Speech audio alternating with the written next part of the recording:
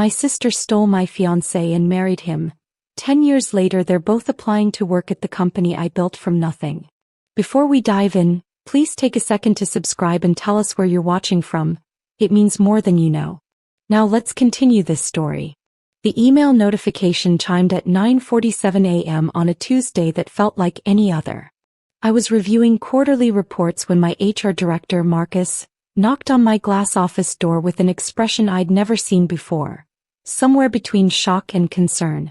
"Naomi, you need to see these applications personally," he said, sliding 2 folders across my mahogany desk. My hands trembled as I opened the first file. Jasmine Walker. My baby sister. The woman who hadn't spoken to me in 10 years. Her resume boasted impressive credentials. Marketing director at 3 major firms, awards I'd never known about, a career trajectory that mirrored my own ambition. The professional headshot showed a polished woman I barely recognized, though those eyes, calculating, always wanting what wasn't hers, those hadn't changed. I couldn't breathe. Marcus touched my shoulder. "There's another one. David Mitchell. My ex-fiancé. The man who proposed to me under a sky full of stars, promising forever. His application was for senior project manager. His cover letter mentioned, seeking new opportunities for growth and reconciliation with past professional contacts. The audacity. My company, Nexus Innovations, was something I'd built from absolutely nothing. From sleeping on an air mattress in a studio apartment, from ramen dinners and rejected loan applications, from the ashes of the worst betrayal I'd ever experienced. And now they wanted in. "What do you want me to do?" Marcus asked carefully. I stared at those applications, memories flooding back like a tsunami I'd spent a decade building walls against. My therapist's voice echoed, "Closure isn't something someone gives you, Naomi. It's something you take." "Schedule the interviews," I heard myself say. "Both of them. Same day." Marcus's eyebrows shot up. "Are you sure?" I smiled, cold, calculated, nothing like the naive 24-year-old girl they'd destroyed. "I've never been more sure of anything in my life. I need you to understand who I was before everything shattered. 10 years ago I was 24, freshly graduated with my MBA, and so stupidly in love it physically hurt. David was my college sweetheart. We'd met during freshman orientation when he'd helped me carry boxes up 4 flights of stairs to my dorm room. "You pack like you're moving in permanently," he joked, sweat dripping down his temples. "I believe in being prepared," I'd responded, already halfway in love with his smile. We built something beautiful over 4 years. He was pre-med, driven and brilliant. I was pursuing business, dreaming of creating something meaningful. We studied together, struggled together, celebrated every small victory like it was the championship win. When he proposed during Christmas break of our senior year, I cried for 3 hours straight. My family adored him, especially Jasmine. My little sister was 19 then, still finding herself, or so I thought. She'd always been the wild one, the creative soul who couldn't commit to anything. Mom constantly compared us. "Why can't you be more focused like Naomi?" Those comparisons built resentment I was too naive to recognize. Jasmine started joining our dates that spring. "She's lonely," David would say. "Let's include her." I was proud of being the understanding older sister, the one who made space for family.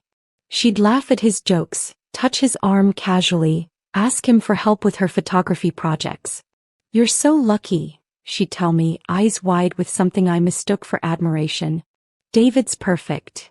I'd smile, wrapped in foolish security. "I know. I can't believe he chose me." Looking back, I want to shake that girl. I want to scream at her to pay attention, to see what was happening right in front of her willfully blind eyes. The wedding was set for June, 8 months after graduation. I'd accepted a junior analyst position at a consulting firm, working brutal hours but thrilled to start building my career. David was doing his medical residency, exhausted but passionate. We were young and optimistic, believing love conquered all obstacles. Jasmine had moved into our apartment building, just temporarily, she'd claimed after dropping out of college for the 3rd time. Mom had begged me to help her. "She needs guidance, Naomi. Be the role model." So I helped her find freelance work, let her borrow clothes for interviews, included her in our lives completely. She had keys to our apartment for emergencies. The first crack appeared in March. I came home early from work, a rare occurrence, and found Jasmine sitting on our couch wearing my robe eating takeout with David.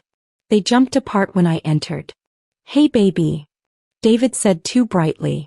Jasmine was just upset about another job rejection. I ordered Thai food. In my robe, I asked, something cold settling in my stomach. Jasmine laughed, playing innocent. I spilled coffee on my shirt. David said, "You wouldn't mind. You never mind sharing with me, right, sis?" Her eyes challenged me. I swallowed the discomfort, hating myself for the suspicion creeping through my thoughts. "Of course not," I lied. David kissed my forehead. "You're the best, Naomi. So understanding." But I started noticing things. Text messages he'd hide. Late nights he'd blame on the hospital. The way Jasmine always seemed to know details about his schedule I hadn't been told. When I'd mention feeling disconnected, he'd gaslight me gently. "You're working too hard, baby. You're stressed. We're fine." I wanted to believe him so desperately that I ignored every screaming instinct. Then came the night that ended everything. April 17th. A date burned into my memory like a brand. I'd been at a work conference 2 hours away, but the keynote speaker canceled. I decided to surprise David. Maybe we'd finally reconnect, rekindle what felt like it was slipping through my fingers. I bought his favorite wine, wore the dress he loved, practiced my smile in the rearview mirror during the drive home. "We just need quality time," I told myself. "We're just stressed." Our apartment was dark except for candlelight flickering from the bedroom. My heart actually lifted. Maybe he'd had the same idea, maybe this was fate. I pushed open the door, wine bottle raised, ready to laugh about our synchronized romantic gesture. Jasmine was in our bed. In my bed. David. They hadn't even heard me come in. I stood frozen, watching my entire life disintegrate. The wine bottle slipped from my hands, shattering against the hardwood floor like my heart was shattering inside my chest. They scrambled apart. Jasmine had the audacity to look annoyed at being interrupted. "Naomi," David started, but I was already backing away. "How long?" My voice didn't sound like mine. "It just happened," he said, the most classic lie ever told. Jasmine wrapped the sheet, my sheets, around herself. "Actually, it's been 6 months. And I'm not sorry. You were always too busy, too focused on your career. David needed someone who actually saw him." The cruelty in her voice unlocked something in me. "Get out. Both of you. Now." "Baby, please." David reached for me. "Don't touch me." I screamed. "Don't ever fucking touch me again." Jasmine stood up, shameless. "This was always going to happen, Naomi. You're cold. Ambitious. You don't know how to love someone properly." "I do." I called my mother from the bathroom floor at 3 a.m., sobbing so hard I could barely breathe. Surely she'd understand. Surely she'd condemn this unforgivable betrayal. "Oh honey," Mom sighed. "I was worried something like this might happen." I stopped crying. "What?" "You've been so consumed with work. Men need attention, Naomi. And Jasmine. She's always been more nurturing, more." "Are you seriously blaming me right now?" I couldn't believe what I was hearing. "I'm not blaming anyone. But these things happen. David and Jasmine clearly have a connection. Maybe this is God's way of showing you weren't meant to be." I ended the call. Called my father. He was more direct. "You're making this dramatic, Naomi. They're in love. What do you want them to do? Be miserable to spare your feelings? Be an adult. Be an adult." As if I was the child for being devastated by betrayal. My brother Marcus, no relation to my current HR director, I just have a thing for that name, was the worst. "Jasmine needs stability. David can provide that. You'll find someone else. You always land on your feet." Not a single person in my family chose me. The wedding invitations had already been sent. I had to call 150 people and explain that there would be no wedding because my fiancé was now with my sister. The humiliation was suffocating. Friends looked at me with pity. Some whispered that I must have done something to push him away. 3 weeks later, Jasmine called. "We're getting married next month. I'd like you to be there. For Mom's sake." You want me at your wedding? I asked numb. It would mean a lot to the family. Show there's no hard feelings. Jasmine, I said slowly. I will never forgive you. Neither of you. You're both dead to me. Don't be so dramatic, she laughed. You'll get over it. I didn't go to their wedding. I didn't answer calls from any family member. I moved across the country 3 days after they sent me an invitation, the ultimate cruelty, and started over with $3,000 in savings and nothing else. Those first months were brutal. I worked 3 jobs, bartending at night, consulting on contracts during the day, building websites on weekends. I slept 4 hours a night, lived on coffee and determination, and refused to let anyone see me break. My only friend during that time was Elena, a regular at the bar where I worked.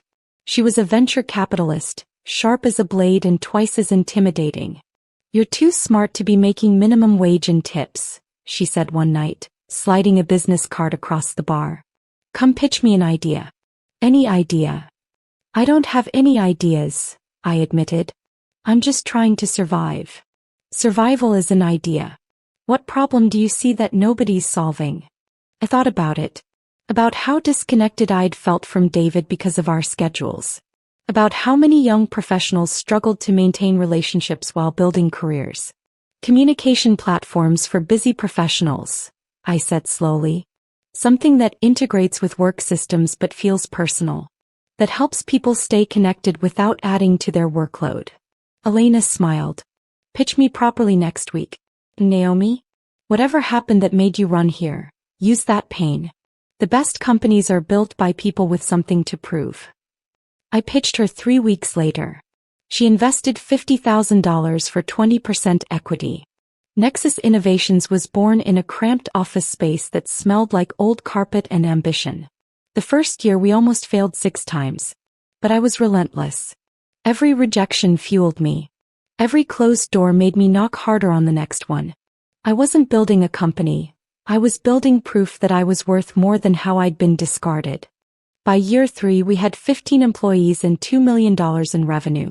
By year 5, we'd secured a major contract with a Fortune 500 company. By year 7 we'd gone public and I was featured in industry magazines as a disruptive innovator. I dated occasionally, never seriously. I'd built walls so high that intimacy felt impossible. My therapist, Dr. Richardson, was patient. You're not broken, Naomi. You're protecting yourself. But at some point protection becomes a prison. I'm fine, I'd insist. I have my company. I have purpose. Do you have joy? I didn't answer. The truth was, I thought about them constantly. Every success felt hollow because I couldn't share it with the family who'd abandoned me. Every article written about me, I wondered if they'd seen it. If they regretted what they'd done. If they ever thought about me at all. I'd blocked them on everything, but sometimes I'd create fake accounts just to check. Just to see if their marriage had imploded like I'd secretly hoped. It hadn't.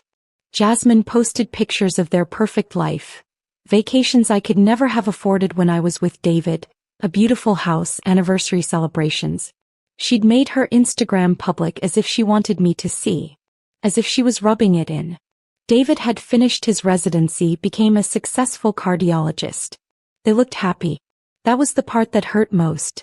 They'd destroyed me and got their happy ending. One night, drunk and alone in my penthouse apartment, I almost called her. Almost asked why. Why had I not been enough?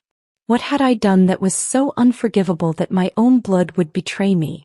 But I didn't call. Instead I worked harder. Made Nexus bigger, more successful, more impressive. Each achievement was a middle finger to everyone who'd chosen them over me.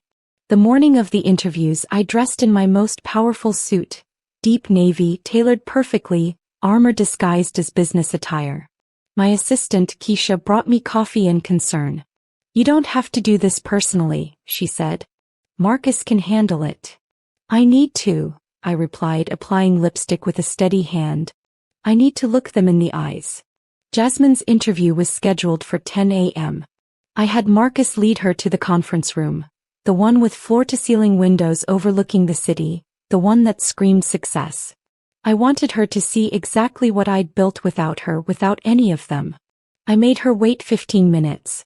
A petty power play but satisfying. When I walked in, she stood up and for a moment we just stared at each other. 10 years had changed us both. She was still beautiful, but there were lines around her eyes, a hardness to her expression that hadn't been there before. "Naomi," she said, attempting a smile. "You look amazing. Really amazing." I sat down, didn't offer my hand. "Ms. Walker, thank you for your interest in Nexus Innovations. I understand you're applying for the marketing director position. You're really going to do this formally?" She laughed nervously. "We're family." "No," I said coldly. "We're not. We haven't been for 10 years. This is a professional interview. Would you like to continue, or would you prefer to withdraw your application?" Her face flushed. "I'd like to continue." "Excellent. Walk me through your experience with integrated marketing campaigns for tech companies." She fumbled through her answers. Despite her impressive resume, she clearly hadn't expected to actually be interviewed. She'd expected, what? Forgiveness? Automatic acceptance? Why Nexus? Finally asked, "Why now?" Jasmine's mask slipped. "Because you've built something incredible. Because I've been following your success and I want to be part of it. Because," she paused, "because maybe it's time we reconciled." Reconciled? I tasted the word. Interesting choice. I gave Jasmine no indication of my decision and sent her on her way. 2 hours later, David Mitchell walked into my conference room. He'd aged well, frustratingly. Gray at his temples, confident stride, expensive watch. He'd done well for himself. I'd made Marcus research both of them thoroughly. Dr. David Mitchell, successful cardiologist, married to Jasmine for 9 years, no children. That last detail had surprised me. We'd always talked about wanting 3 kids. "Naomi," he said, and his voice cracked on my name. Thank you for seeing me." I gestured to the chair. "Mr. Mitchell, your application mentioned project management experience. Walk me through your most challenging project." "Are we really doing this?" he asked. "Can't we just talk?" "This is me talking. In my company. During a professional interview you requested. If you'd like to have a different conversation, you can leave." He sat down heavily. "I deserve that. You deserve much worse. But I'm a professional. Your resume, please." He tried multiple times to steer the conversation personal. I shut him down each time with brutal efficiency. Finally he broke. "I'm sorry," he burst out. "God, Naomi, I'm so sorry. What we did was unforgivable. I know that. I've known it every day for 10 years. And yet you married her anyway. Had a whole life. Seemed pretty happy in all those photos. You looked at our photos?" I cursed myself for revealing that. "I did my research. Due diligence for potential employees." "Naomi, please. I need to explain." "No," I cut him off. "You don't get to explain. You don't get to make yourself feel better by confessing. You had 10 years to reach out, to apologize. You chose not to. Now you only care because you want something from me." His eyes filled with tears. "That's not true. I've wanted to reach out so many times." "Then why didn't you?" I demanded, my composure cracking. "Why did you let me think I meant nothing? That I was so forgettable you could just replace me with my own sister?" David wiped his eyes. "Because Jasmine said you hated us. That you'd moved on and were thriving. She showed me your social media, all your success. She said reaching out would just reopen wounds you'd healed." "She lied," I said simply. "I had them all blocked. Whatever she showed you was fabricated or curated to keep you from feeling guilty." He looked stricken. "What? Why are you really here, David?" "The truth." He slumped in his chair and suddenly I saw it.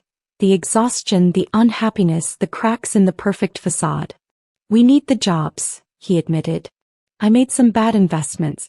Lost a lot of money. Jasmine hasn't been able to hold a position for more than a year. She gets bored or makes enemies or just stops showing up. We're about to lose our house.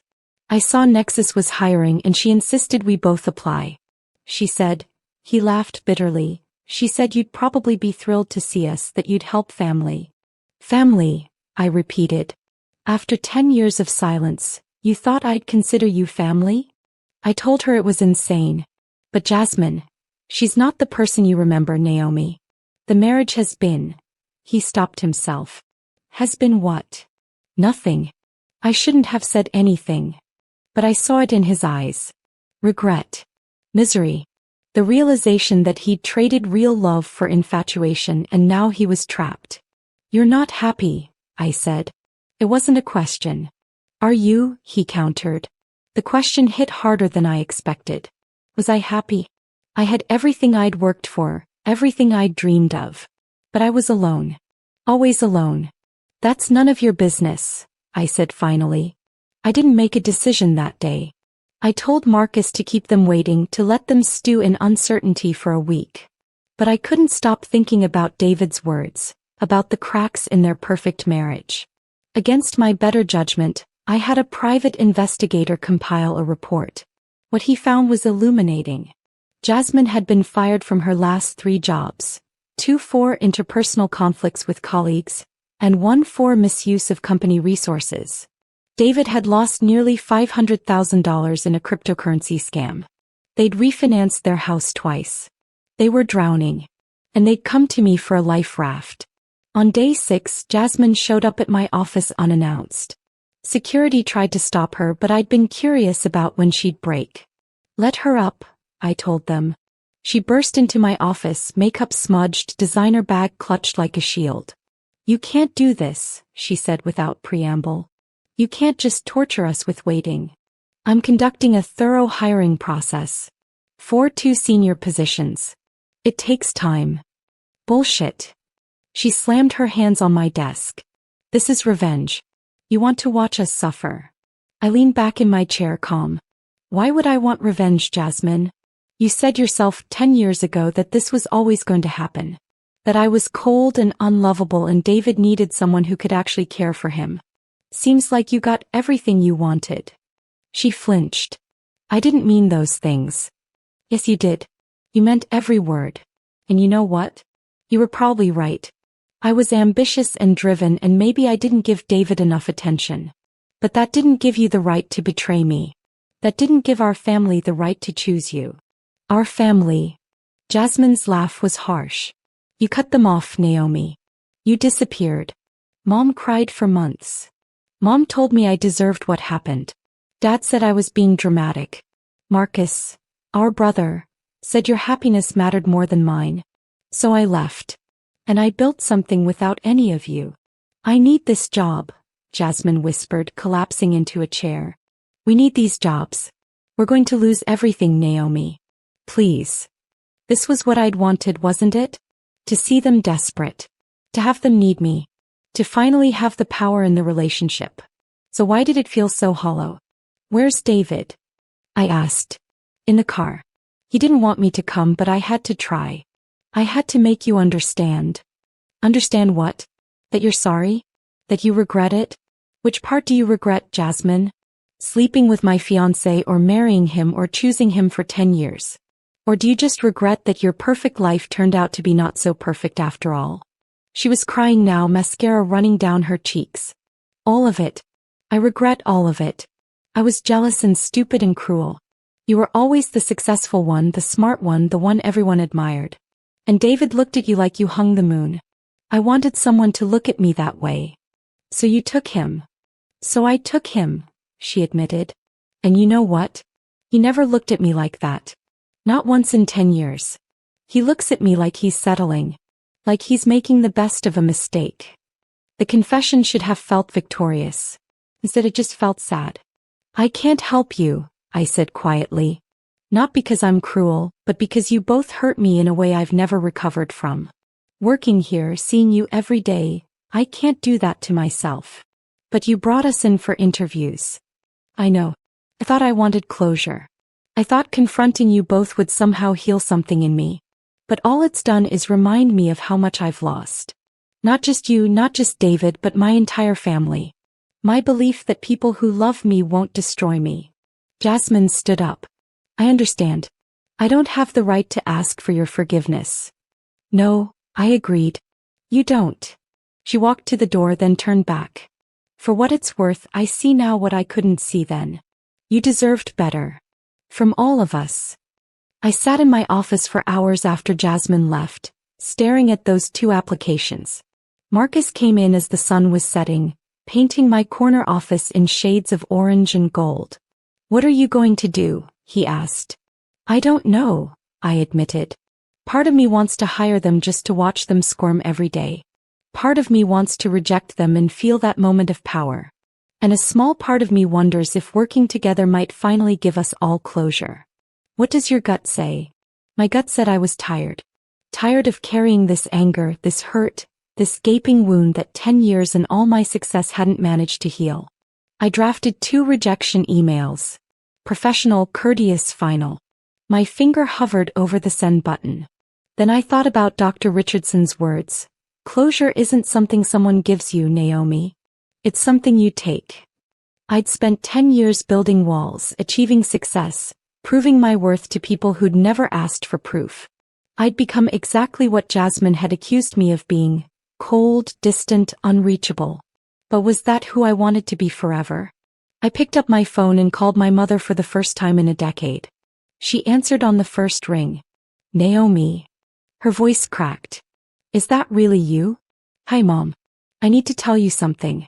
What you all did to me, what you all chose, it destroyed me. And I don't know if I can ever forgive any of you. But I'm tired of running from it. I'm tired of pretending I don't have a family." She sobbed openly. "I'm so sorry, baby. I'm so sorry." We talked for 3 hours. It didn't fix anything. Some things can't be fixed. But it was a start. I sent the rejection emails to both Jasmine and David. But I included something else. The name and number of a good financial counselor, resources for marriage therapy, and a check for $20,000 with a note. "This isn't forgiveness. This is me choosing to stop letting what you did define me. Use this to get back on your feet, then never contact me again." Did they deserve my help? No. But I deserved to be the kind of person who could extend mercy even to those who'd shown me none. Not for them, for me. Some might call me weak for that. For not crushing them when I had the chance. But I'd learned something building Nexus from nothing. Real power isn't about domination. It's about choice. And I chose not to become the villain in my own story. I still run my company. I'm still successful, still mostly alone. The walls are still there. Maybe they always will be. But occasionally I let someone in. I'm dating someone now, carefully, terrified but trying. Jasmine and David divorced 2 years after I sent that check. She moved back home to our parents. He remarried someone he met in therapy. We don't speak, probably never will. But I don't check their social media anymore. I don't wonder what they're doing. I built my empire from ashes, and that's what I'm most proud of. Not the company's value or the industry awards, but the fact that I survived. That I chose not to let betrayal turn me into something ugly. Some days I'm angry all over again. Some days I wish I'd made them suffer more. But most days I'm just tired of carrying this weight. So I'm setting it down. Not forgiveness, I don't owe them that. But release. For me. Because the best revenge isn't making them miserable. It's refusing to let them make me miserable anymore. And that's the real victory. If this story touched you, please subscribe and share your own experiences in the comments. Remember, healing isn't linear and you're allowed to protect your peace even from family. Thank you for watching.